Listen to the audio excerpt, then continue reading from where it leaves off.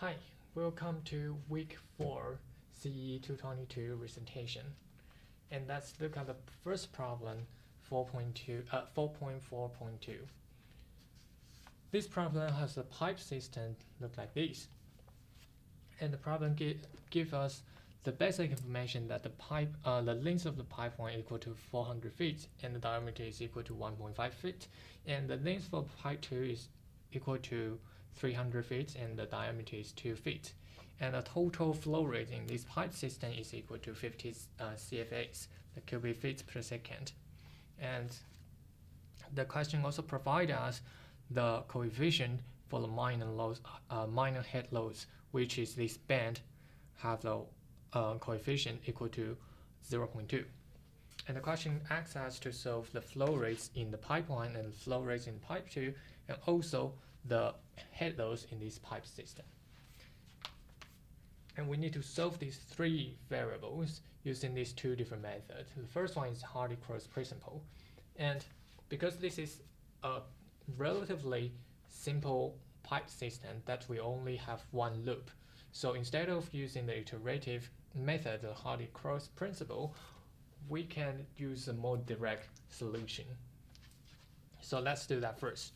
So let's do the direct solution, the simple one first. So as we know that in this system, we have the energy balance between this pipe 1 and pipe 2. That means,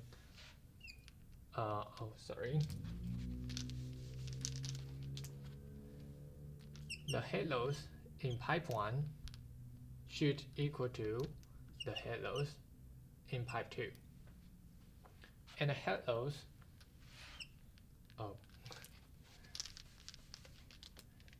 loads is equal to F L divided by D.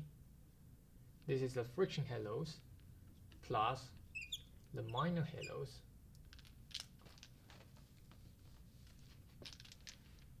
which is the head loads due to the bend in this pipe times the velocity turn. Okay, so that's the equation for the head loads. Then we can further write down this equation for pipe 1 and pipe 2, and using this relationship, that's the head loads in pipe 1 will equal to head loads in pipe 2, and try to solve the velocity. So let's write down. For the pipe 1,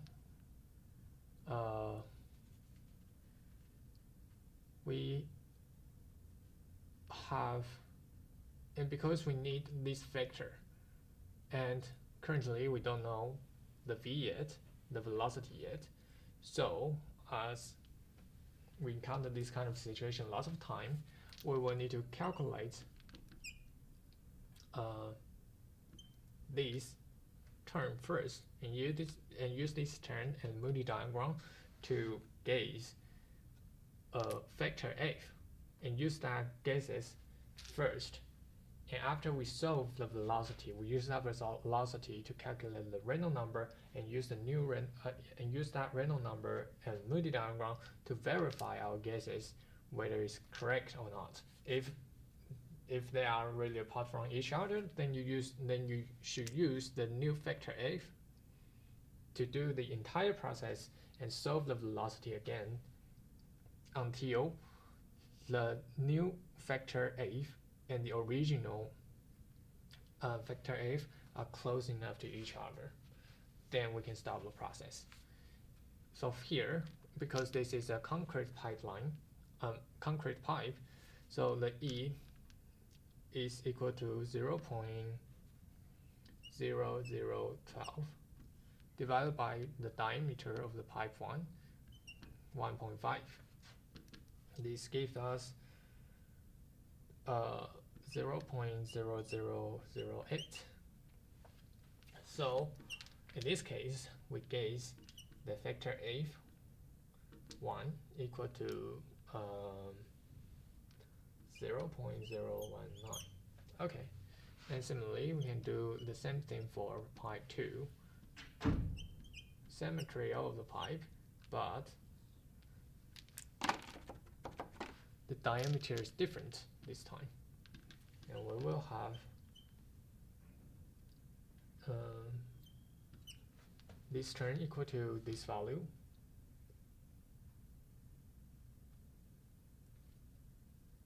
No.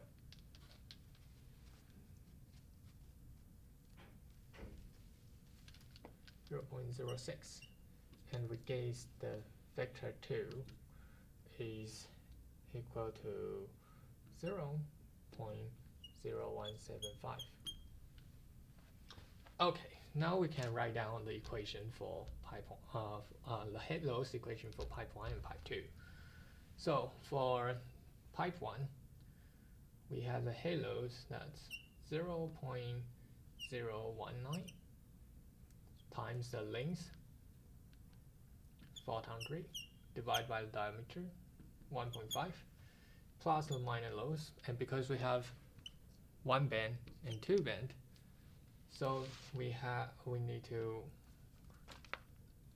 have this KB times 2, which is 0.2 times 2, and this entire term we have to times the velocity term, like this.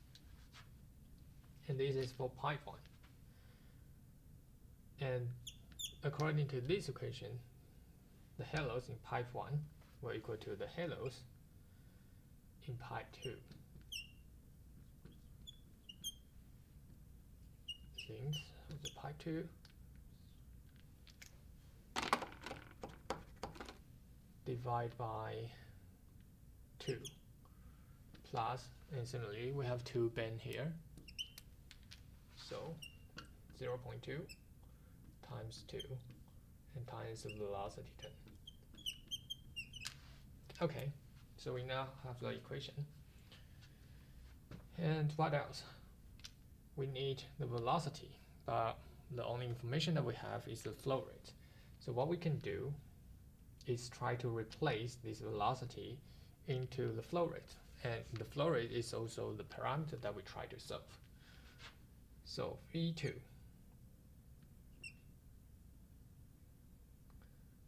is equal to Q, let's start with V1, okay? V1 is equal to Q1 divided by area 1. And this area, let me just write down the equation here. The area is equal to d over 2 to the power 2 times pi. So we know the diameter for pipe 1 and pipe 2, so we can calculate the area here. So if you calculate the area and plug into here, we will have the relationship showing that the velocity in the pipe 1 equal to 0.566 Q1. Okay. Similarly, we can run down the relationship for the velocity in pipe 2. That's equal to Q2 divided by A2. And you use the same equation but different diameter, then you will get this relationship 0.318 Q2. Okay, then we can use the mass balance equation, because this total flow rate should equal to the flow rate in pipe 1 plus flow rate in pipe 2. So we have this relationship, which Q equal to 50 cubic feet per second should equal to Q1 plus Q2. Okay, then you can choose to plug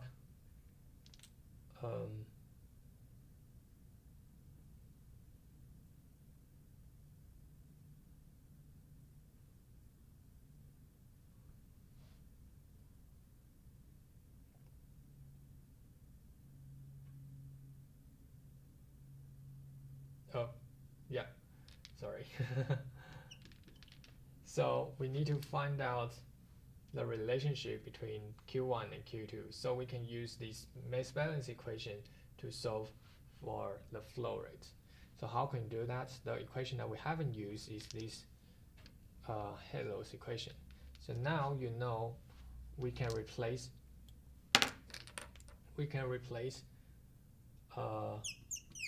this velocity with this relationship, so we can substitute this velocity with the flow rate, and we can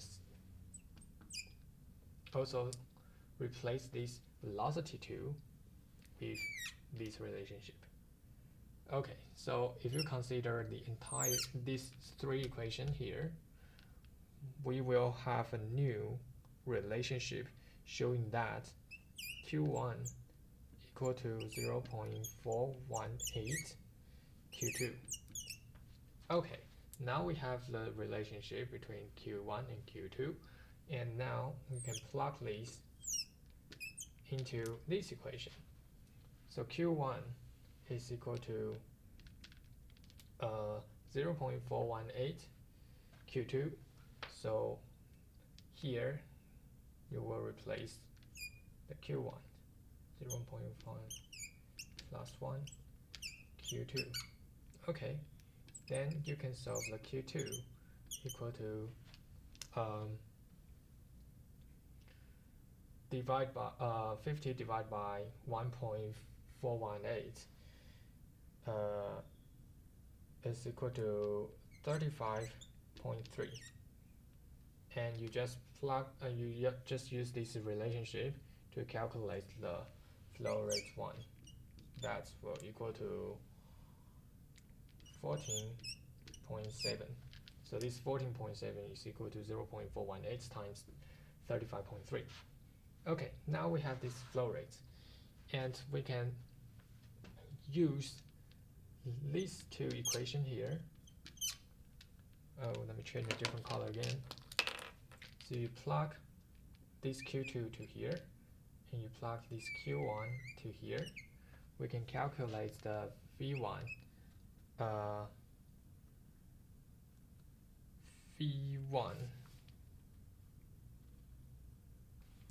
is equal to 8.32 feet per second, and V2 is equal to 11.2 feet per second.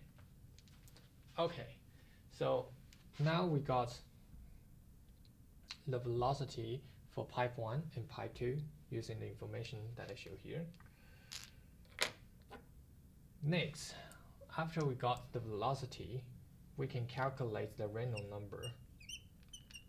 Okay, but now I just want to skip this step, because you can calculate the Reynolds number and use the Reynolds number in this term and the Moody diagram to find out the new factor F, and you can check our guess is correct or not. And in this case, I can tell you right now that the factor F that we assume here is correct. So we accept our solution for the flow rate. Okay, so if we agree with that, we now have the velocity. So we can simply choose either the head loads in the pipe 1 or head loads in the pipe 2 to calculate these general head loads, because these two are equal to each other, right? So let's choose the first equation here, which is the head loads in pipe 1, and we now know the velocity in pipe 1 is 3.32. So this is equal to 8.32. So you calculate this term, then you will get that HL is equal to 5.88 feet. Okay, so we're done. Here is the flow rate for this problem, and flow rate for pipe 1, pipe 2, and this is the final head loss. So it calculates all these three parameters that we want to calculate. Okay, now let me clean the board, and we can use different method to solve these three variables, which is the equivalent pipe method.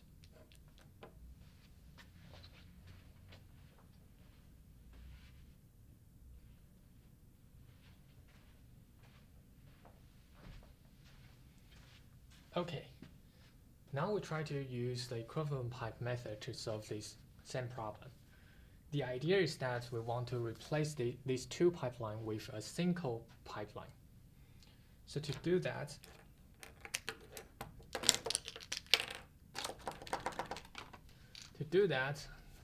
let's first write down our replacement pipe. So that the new pipe, the diameter for the new pipe equal to 2.5 feet. Okay, and the E divided by D will equal to 0.00048, because the relative roughness is 0.012 for the concrete pipe. Okay, so this is our setting for our new pipe to replace the original two. And we can use the equation from the textbook. The equation 3.47, we have this relationship. The equivalent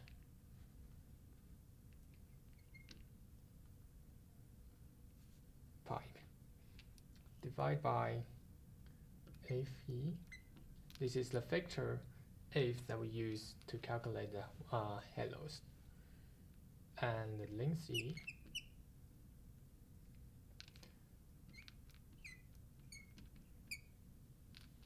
it's too small.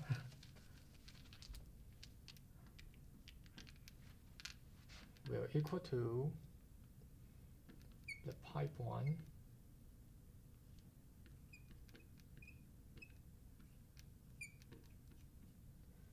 plus pipe 2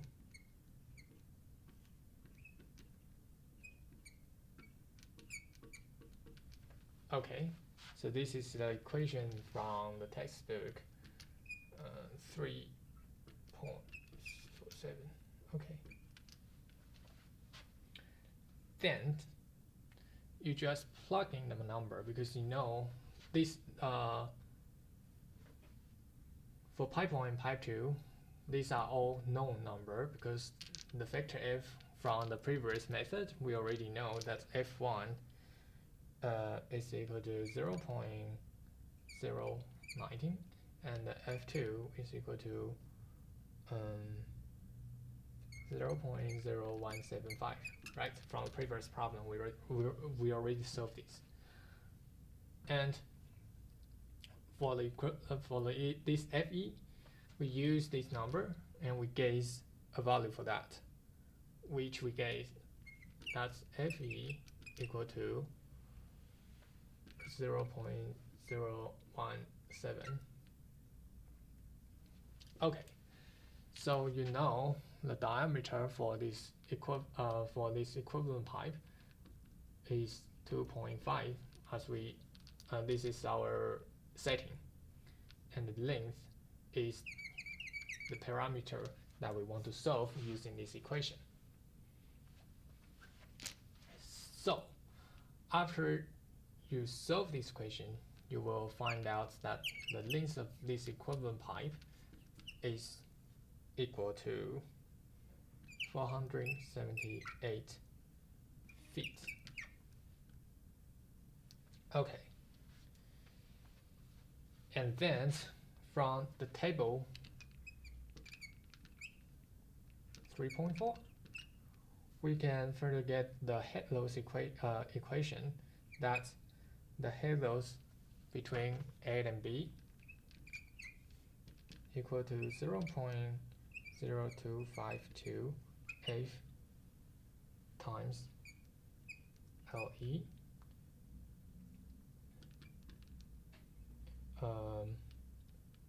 divided by the 5. I write down the general equation first. I don't want to plug in any specific number right now. So this is an equation and times Q squared. Okay. So let's first calculate the halos between these two, and we know using this equation. So we plug in the number for these. So the eighth will be the eighth that we assume for this equivalent pipe, which is 0.017, and the length, that's plugging this number, because we already replaced these two pipes into this equivalent pipe. So this L will equal to 478 feet. The diameter is using our setting, which is 2.5 feet. And the flow rate, as given by the problem, is equal to 50.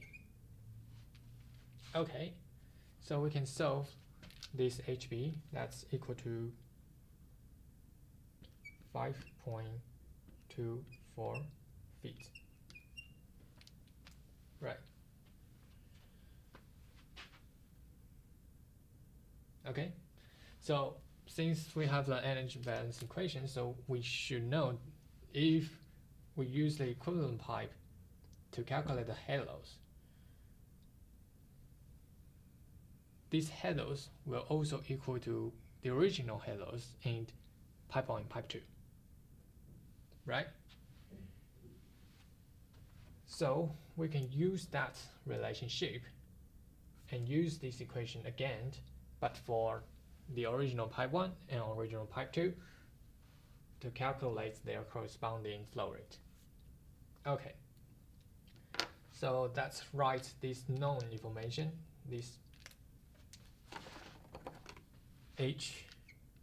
HAB equal to 5.24 feet down here. Okay, now I want to erase this number because now I want to replace with the setting for pipe 1 and pipe 2. Just erase this number.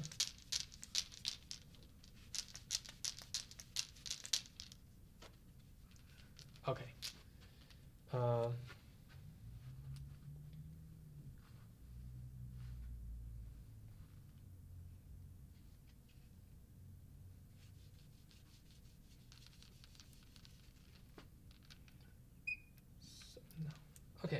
So now let's calculate the halos for the original pipe 1. And because we know this HL will equal to HAB that we just calculated, so this will equal to 2.24. And use the same equation to plug in the number that we know for the pipe 1. The H1 is equal to 0.019 times the length of the pipe 1, 400, divided by the diameter, which is 1.5 to the power of 5, times Q1 squared. Then, this is the only unknown parameter. So by solving this equation, we will get that Q1 equal to 14.4 CFS. Okay. And if you remember,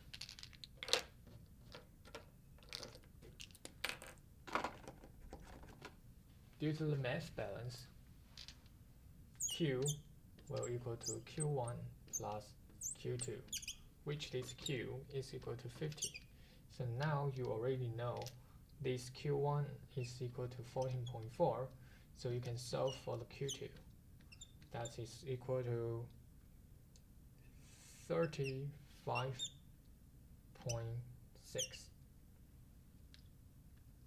So yes. Okay, so similarly, to verify our original assumption about this factor 8, you use this calculated flow rate to calculate the velocity for pipe 1 and pipe 2, and as well as the original, the equivalent pipe.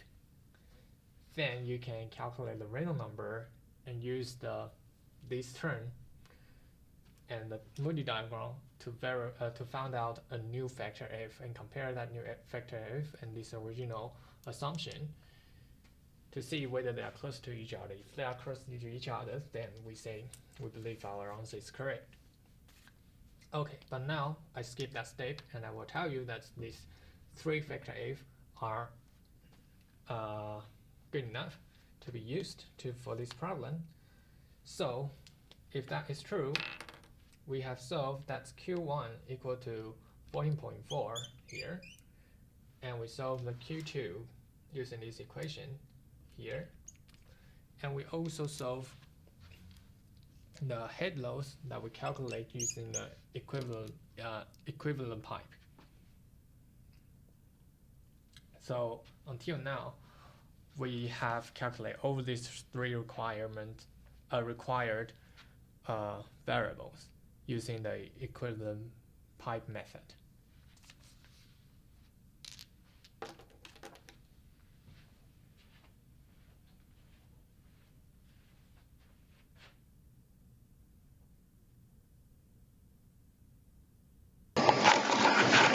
Okay, now let's get the problem 4.4.3. In this problem, we need to look at the example 4.8 first.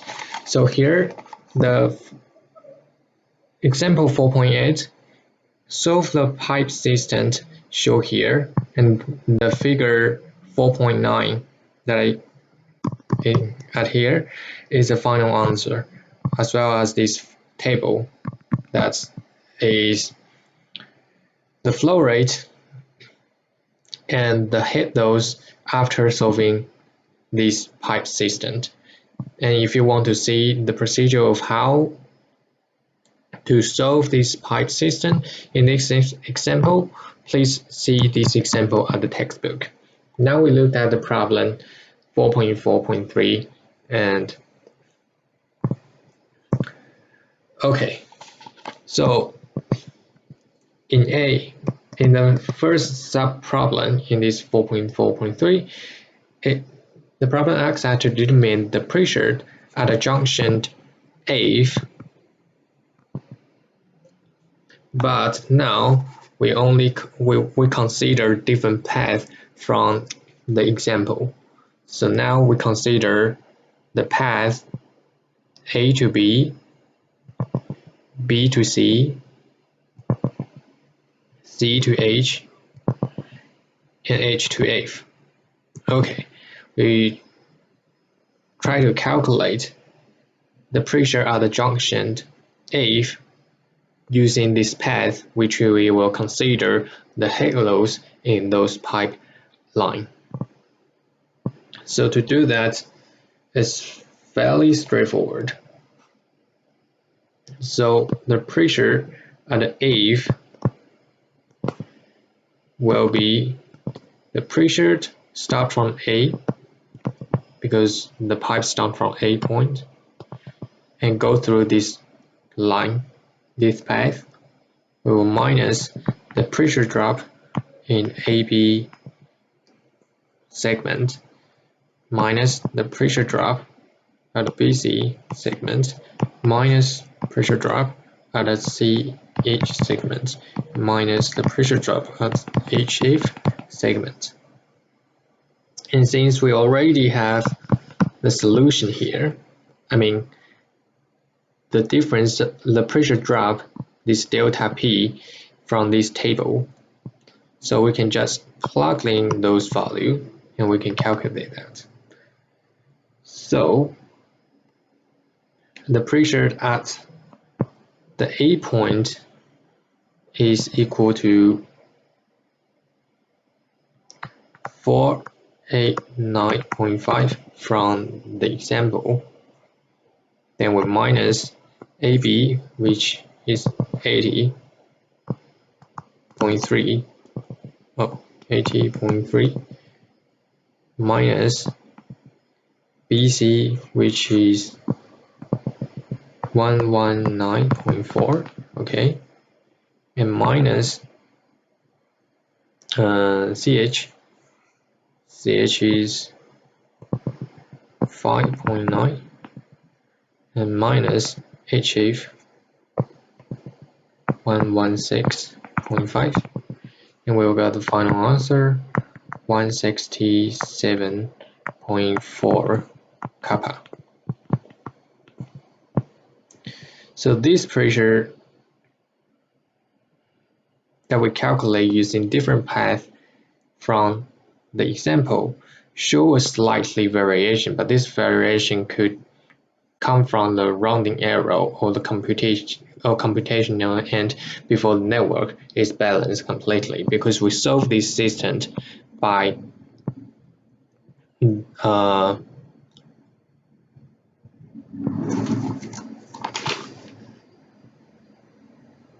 the iteration process. So if we only run few iterations and the system not actually converge, then we might have the numerical issue. So this is the answer for the subproblem A.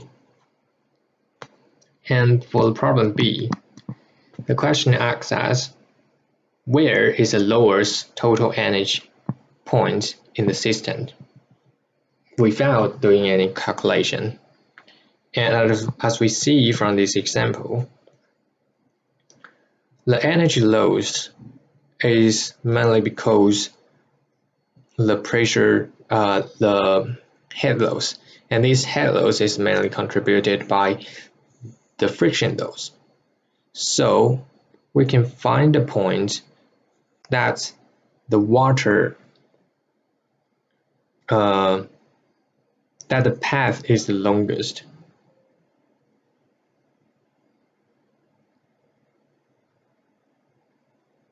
So that means we need to find a point that is furthest to this A point.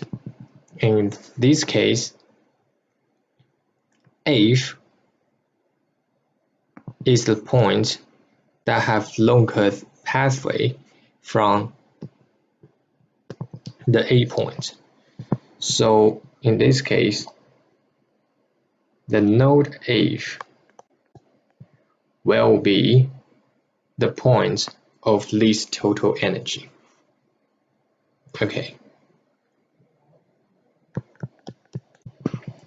And for the subproblem C, the problem asks us what system changes could be made to raise the pressure at the junction F. And since we know the head loss is contributed by the friction, so we can either clean the pipe to smooth the surface, or we change to different material that have relatively low roughness, which we have lower this E, so the friction loss will be lower. Okay, that is the conceptual question. So basically just try to lower down the friction loss in those pipeline. Then we can rise the pressure at this F point.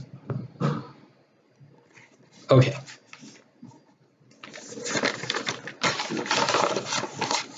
So now let's move on to the next problem, 4.4.5.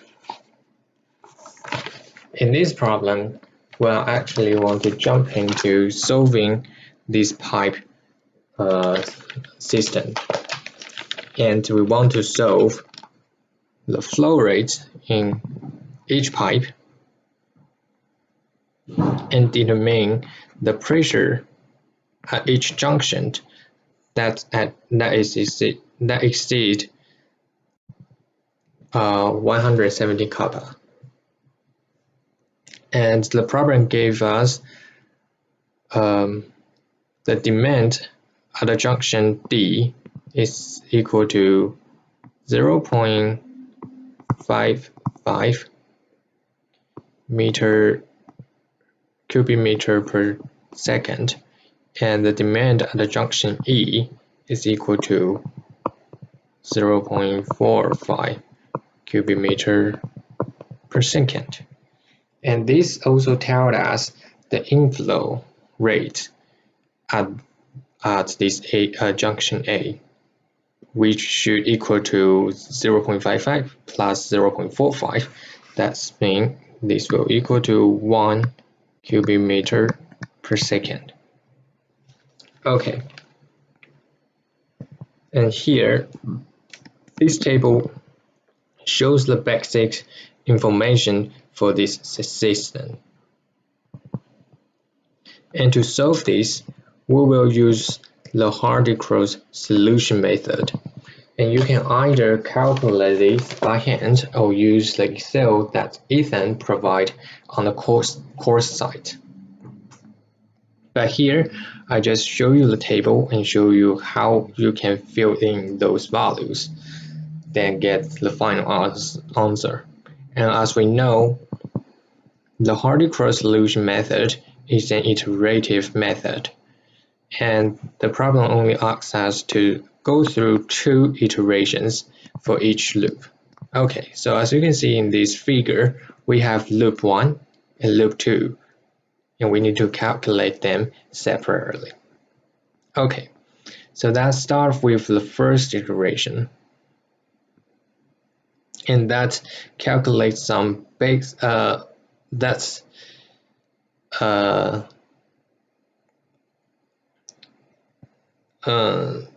assign the initial point for this system. And here is the information that we already know given by the problem. The elevation at the A point, the junction A, is 355, and the network inflow is equal to 1 cubic meter per second, as we just calculated here, from which the inflow will equal to the total demand. And we have the roughness E equal to 0.00036, and this is the outflow, which is our demand, right?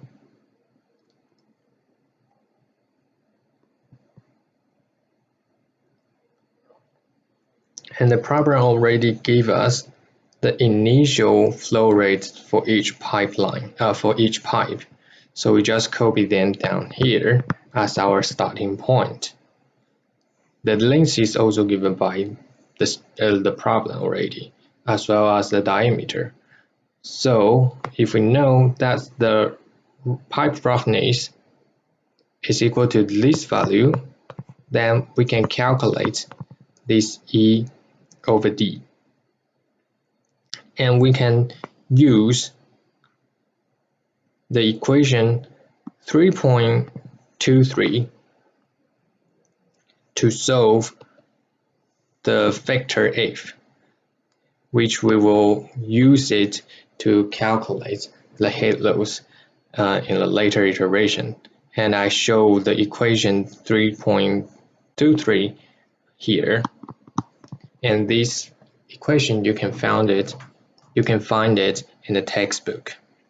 Okay, so you just plug this E over D value into this equation and you will got this factor F. Okay.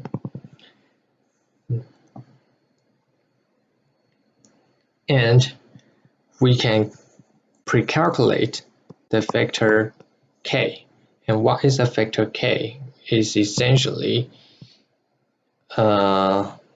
the coefficient that we try to use to calculate the head loads. And the head loads, we know the friction head loads equal to F times length divided by diameter times the velocity term. But we want to switch the velocity into flow rate. So we can further rewrite this equation to this 1/2G, the area of the pipeline square times the flow rate square. And this term here is K. And because the area of the pipeline is d over 2 square times pi. So, and you know the factor F, you also know the length, you know the diameter, and you know the G, so you can calculate this K coefficient. And here is the value for each segment. Okay, so this table shows the basic information, basic values that we will use in later calculations for the iteration part. Okay, so let's follow the procedure for the Hardy cross solution method to solve for the flow rate in each pipe.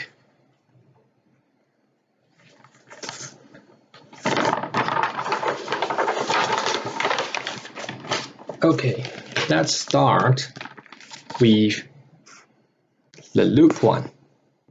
And let's just go back to the diagram to refresh the memory. And we assume that the flow direction in this loop one is that the water will flow from A point to B, and the other two is A to C and C to B. This is just our first initial case, which doesn't really matter because the minus sign will actually correct the direction when you finish the iteration calculation. So here we just assign the direction as our start point. Then we follow this to do our calculation. So for the clockwise direction, we have this AB segment, and for the counterclockwise, we have AC and CB segments. And that is the reason why we have these two rows to separate the clockwise and counterclockwise, because they have opposite flow direction. And this flow rate here is our initial value, which you can find in previous table here. Then we write down their corresponding K value. Then we can calculate their friction head loads, because the friction head loads, as we show here, the friction head loads will equal to the factor K times the square of the flow rate. And you know the flow rates, you know the K here, so you can calculate these friction head loads. Right? And because we need to calculate the delta Q, we need this term, which is HF divided by Q. So we calculate that for each pipe in this column. And now we basically have all the information to apply this equation to calculate the delta flow rate. Okay, so you sum up the head loads for the clockwise pipeline here and minus the summation of the head loads for the counterclockwise pipe here, and do the similar things for this part. And you basically just plug in all the value you calculate here to this equation. Then you will get this delta Q. So in next step, we want to use this delta Q to adjust our initial gauge of this flow rate. And for the clockwise part, we use this equation. And let me clean this first. We use this equation, original Q, let's say the new Q, the Q plan, will equal to the original Q minus the delta Q that we calculate down here. And for the counterclockwise pipes, the new Q will equal to Q plus the delta Q. So basically, you now get a new flow rate for the loop 1. Okay, so now we move on to the loop 2. And for the loop 2, we assigned our initial flow direction that the CB and BD is clockwise. CB and BD is clockwise. And for the other two, CE and ED is counterclockwise. Okay. And we now, after we design the direction of the flow rate in each pipe, we can do the similar things. Write them down separately for 2 rows and gather their information for the flow rate and the coefficient K from the previous table. But please note that because in the previous calculation, which is loop 1, we already update the flow rates in CB pipe CB. So here we use the new value that we calculate in the previous table. Okay, and for the other pipes, we just copy the initial setting in this table. So do the similar things. You can calculate the head loads for each pipeline and pre-calculate this term to apply to this equation here, so that we can calculate the delta Q for the loop 2 and use this delta Q to update the original flow rates and get this new flow rate. Okay, so now we finished the first iteration here. This is the ending of the first iteration, and because the problem asks us to do 2 iterations, so we just follow the same process, create another 2 table to do the exactly same calculation.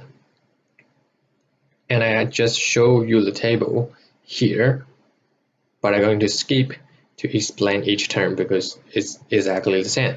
It just calculates the head loads and updates the flow rate using the equation that we showed in previous page. So after that, we collect all the final new Q, the new flow rate, to this final table here. And we can change the unit from the cubic meter to liter, which basically you times 1000, then you will get this new value.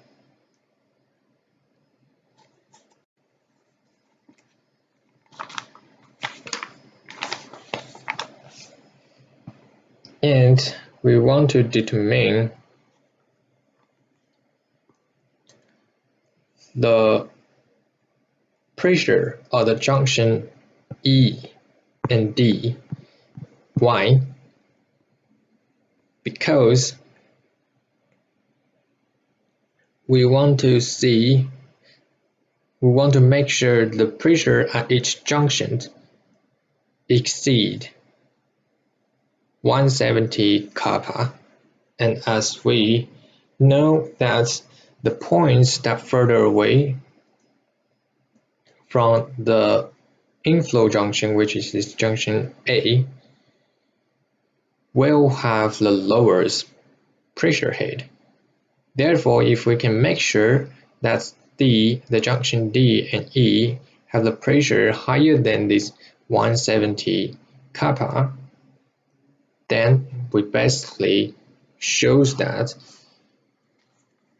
the entire system, the junction in this entire system, will all have the pressure higher than 170 kappa.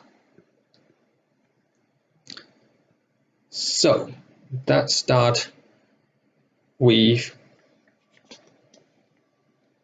the PE. How do we calculate PE? We first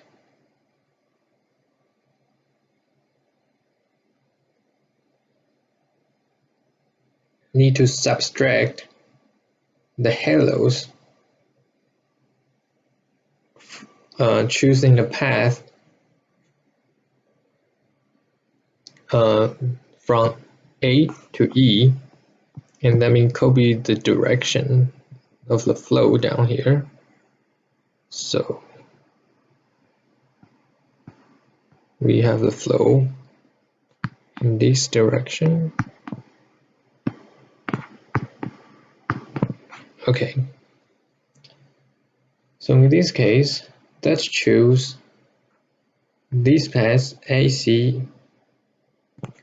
and CE as our calculation pathway. So HE will equal to the energy at junction A minus the friction halos at these segments AC minus the halos, the CE segments. And we have the halos information shown here. So, and we note the total head at this junction A is equal to 355 meter. Just double check that.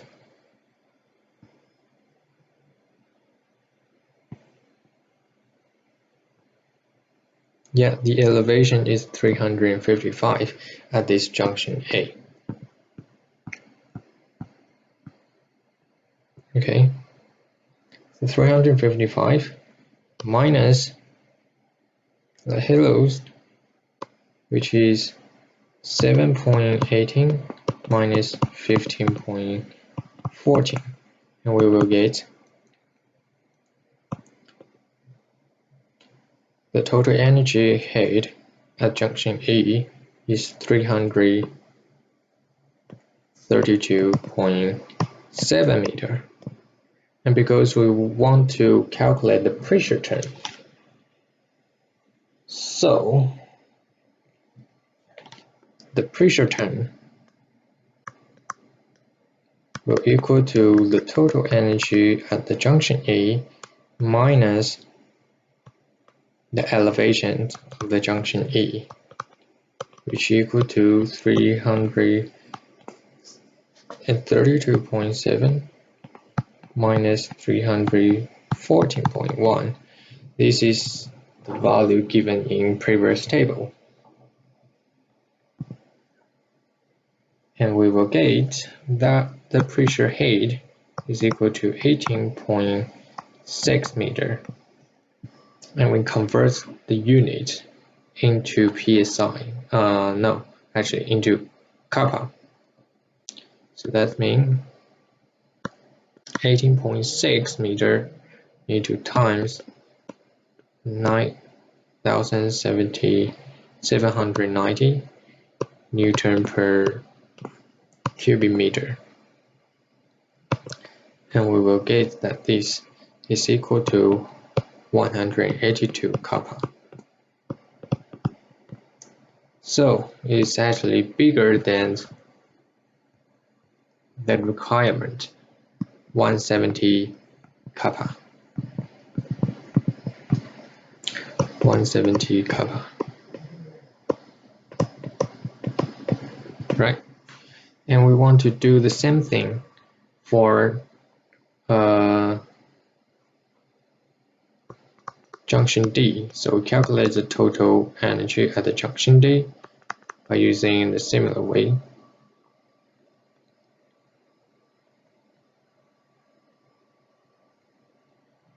We can use AB and BD. So let me just write down the number instead of writing out each term. The total energy at the junction A is 355 minus 9.97. This is the AB because now we're choosing this pathway. Okay, then minus BD, the head loss at BD pipe.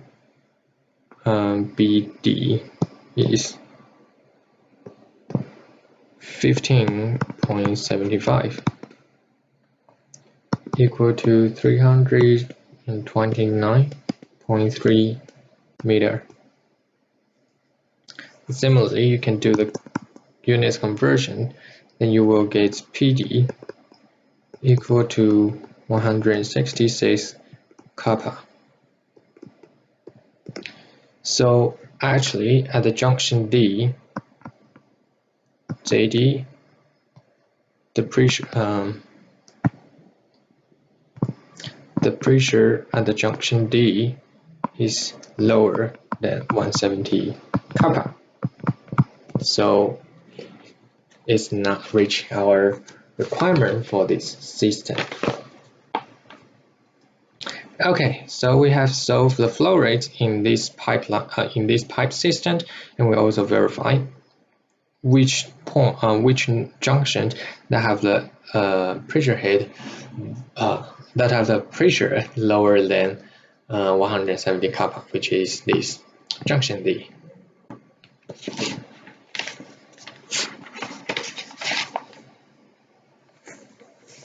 Okay, so let's move on to the next question, 4.4.7. So similarly, we want to solve this pipe system by using the Hardy-Cross solution method, so which is basically similar to the previous one. So here I will go through the iteration real quick because it's the similar process, but with different setup. Here we have 3 loops, as you can see in this figure.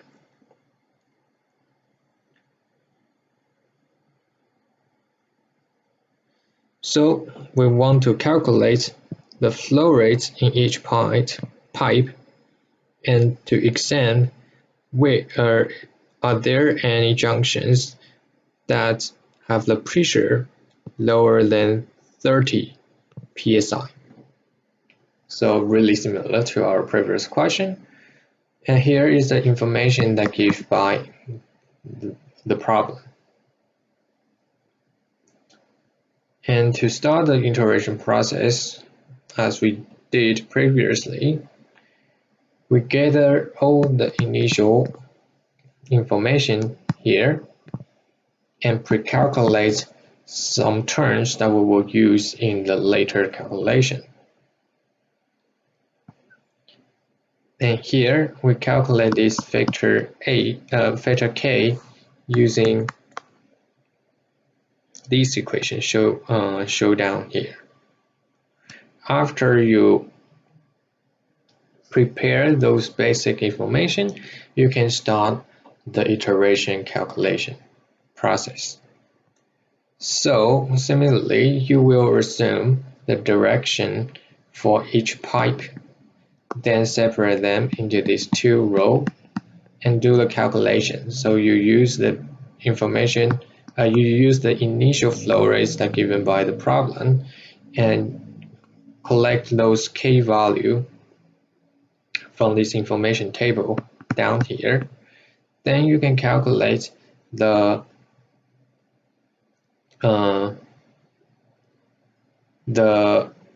halos, but this time you will use the equation 4.17b in the textbook. After that, you prepare this term because you will need this term to calculate delta Q. As I have shown that the delta Q is equal to this equation, okay? Now, let's go back.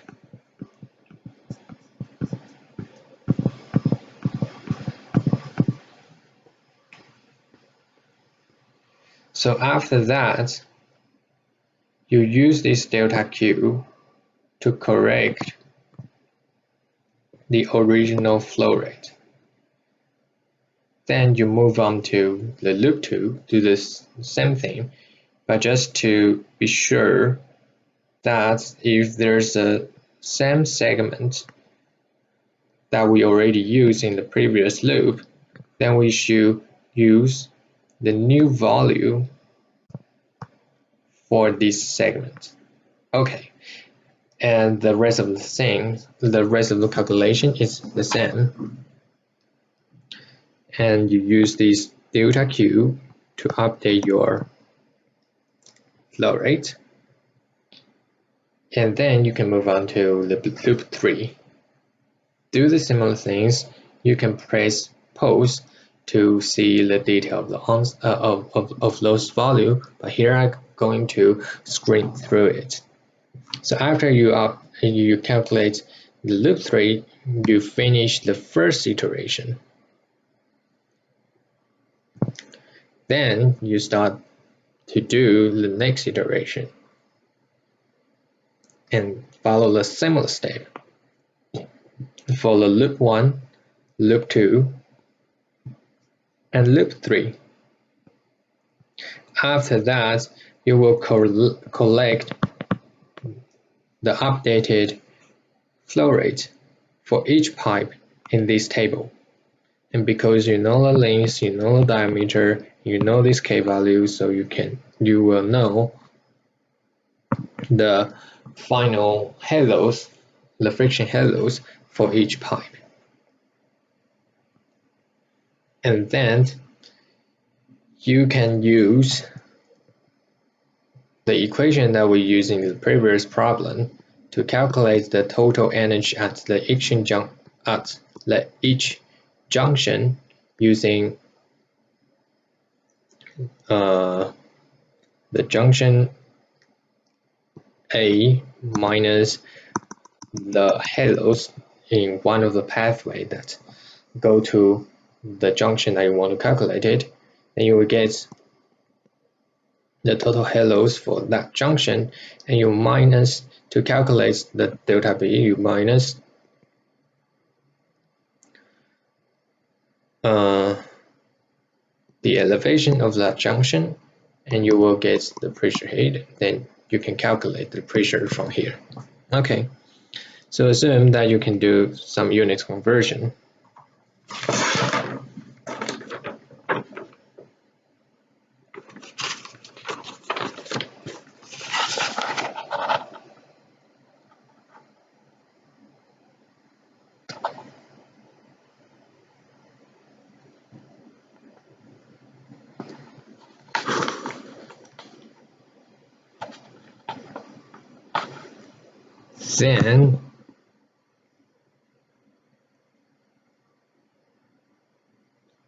Then you can collect all the final pressure at here.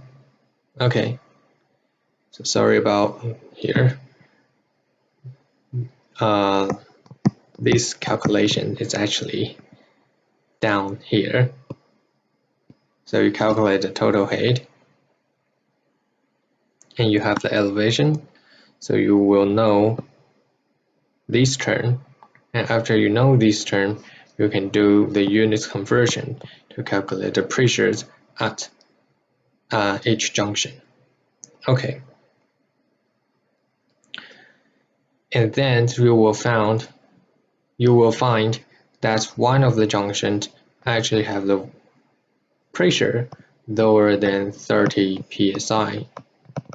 So this does not satisfy the requirement of the problem. Okay, now you have finished this problem, and see you next week.